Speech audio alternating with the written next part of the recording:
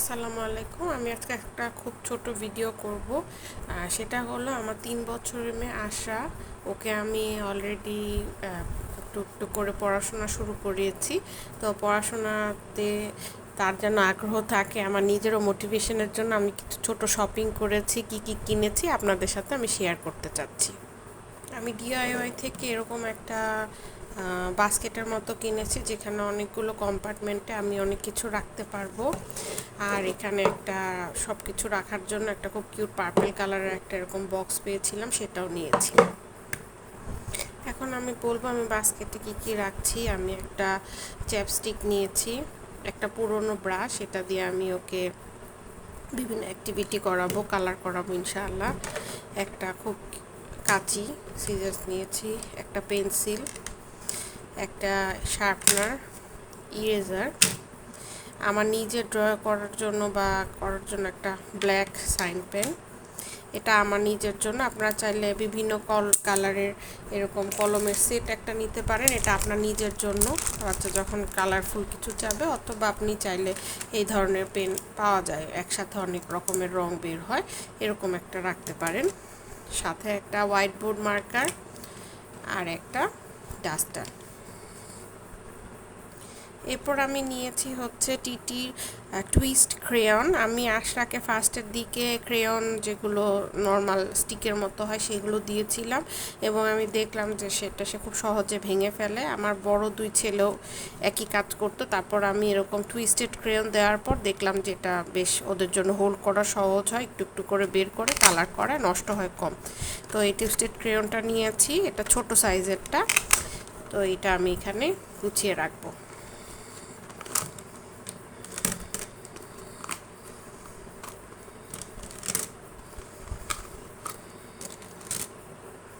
এরপর আমি স্টেশনারি দোকানদারদের বলেছি একদম কম দামে সাইন পেন দেন, আমার 3 বছরের মেয়ে দাগাদাগি করবে।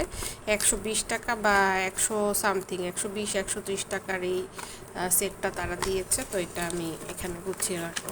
আমার মেয়ে, আমি দেখলাম যে সে সাইন পেন দিয়ে আঁকাআঁকি করতে খুবই ভালোবাসে, তাই তার জন্য অনেকগুলো কালারফুল সাইন পেন নিয়েছি।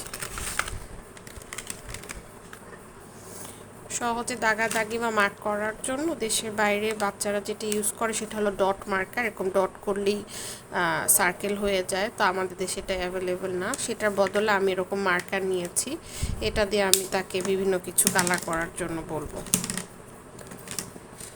কয়েকটা কালার নিয়েছি যেন অনেক কিছু করা যায়। সাথে পেন্সিল কালারেরও একটা ছোট সেট আগে থেকে আমার বাসায় ছিল, সেটা এরকম জিপলক ব্যাগে নিয়ে নিয়েছি। যদি কখনো ওই ধরনের কোনো কাজ পড়ে তাহলে আমি যেন সহজেই তাকে সেটা দিয়ে কালার করতে দিতে পারি। সাথে আমি ডিআইওয়াই থেকে এই আইটেমগুলো আগেই কিনেছিলাম। এটা হলো ছোট সাইজের হওয়াতে এটা হয় কি অনেক সময় ট্রাভেল করার সময় আমি ব্যাগে করে সহজে নিয়ে যেতে পারি, বা বসে আছে আমি তাকে এভাবে বলি এটার কি সাউন্ড, কি বাহ, এরকম আমি লিখে দিই, সে বসে বসে সাউন্ড বলে। আর এই জিনিসটা কিন্তু আমাদের স্টেশনারি দোকানে অনেক কিনতে পাওয়া যায়, 20 টাকা করে না 10 টাকা করে নেয়। হারিয়ে গেলে আপনারা কিনে এই ধরনের জিনিসটা বারবার ইউজ করতে পারছেন। আমি এটা ডিআইওয়াই থেকে নিয়েছি। আরেকটা জিনিস নিয়েছি যেটা আমার খুবই কাজে দিয়েছে, সেটা হলো ম্যাগনেটিক হোয়াইট বোর্ড। সাইজে খুবই ছোট, এই যে দেখেন কত ছোট একটা হোয়াইট বোর্ড। এই হোয়াইট বোর্ডটা কিন্তু আমার প্রচুর ইউজ হয়।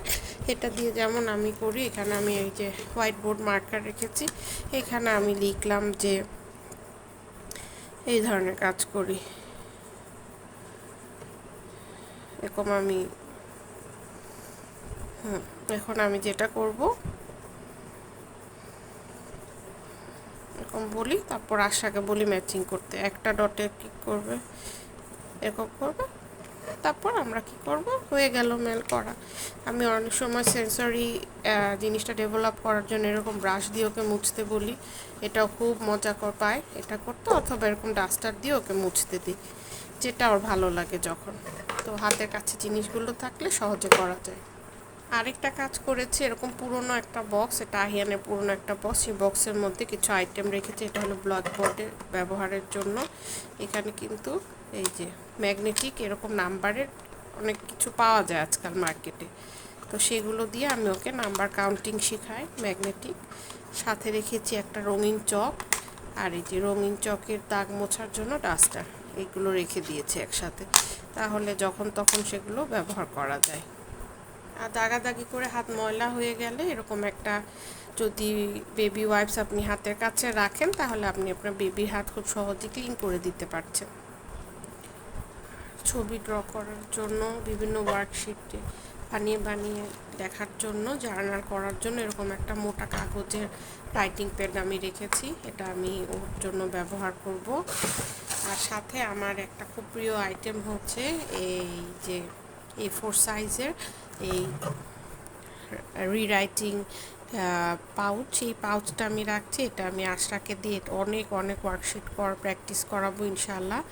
তো এটা হলো আমার মেয়ের মানে প্রি স্কুলে রেডি করার জন্য আইটেমগুলো একসাথে সবগুলো দেখাচ্ছি।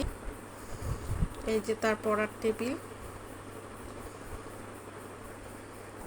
এই যে তার পড়ার টেবিলের ফুল সেট আপের ওর লুক। তাকে একটা নতুন চেয়ার কিনে দিয়েছি যেন সে বুঝতে পারে যে অনেক স্পেশাল কিছু হচ্ছে ইনশাআল্লাহ। আরও ছোট ছোট ভিডিও নিয়ে ইনশাআল্লাহ আসবো। আশা করি আপনাদের এই ভিডিওগুলো আইডিয়া দিবে। একটা জিনিস বলে রাখি, আপনার শিশুকে পড়ানো শুরু করার যে এতগুলো আইটেমের দরকার নেই। আমার আসলে ছোট বাবু আগে দুইটা ছিল, ওদের জিনিস সব মিলিয়ে অনেক কিছু কালেকশানে রয়ে গেছে, আর আমি এগুলো করতে পছন্দ করি। আমি আপনাদেরকে আইডিয়া দিলাম, এর মধ্যে আপনি যে জিনিসটি প্রয়োজনীয় মনে করবেন, যেটা আপনার সামর্থ্যের সাথে যাবে, আপনি আরও ভালো ভালো জিনিস রাখতে পারেন।